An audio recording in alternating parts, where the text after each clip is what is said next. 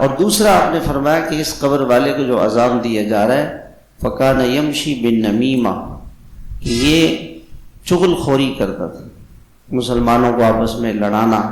اس کی بات اس کو، اس کی بات اس کو، گھر میں ساس بہو کے خلاف باتیں کرے اور بہو ساس کے خلاف باتیں کریں، نندوں کے خلاف باتیں کرنا، بھابھیوں کے خلاف باتیں کرنا، شوہر کے بھائیوں کے خلاف باتیں کرنا، یہ ساری باتیں یہ غیبت ہے اور یہ اس کو چغل خوری کہتے ہیں، اور اس سے گھر کا سکون تباہ ہو جاتا ہے۔ جس گھر میں غیبت ہوگی اس گھر میں کبھی سکون نہیں آ سکتا۔ دنیا کی ہر چیز ہے مگر اس گھر میں زبان کی حفاظت نہیں ہے تو اس گھر میں سکون نہیں آئے گا، پریشانی رہے گی۔ اور قیامت میں سب سے پہلا سوال نماز کا ہوگا، قبر میں پہلا سوال پاکی ناپاکی کا ہوگا، اور قیامت میں نماز کا حساب ہوگا۔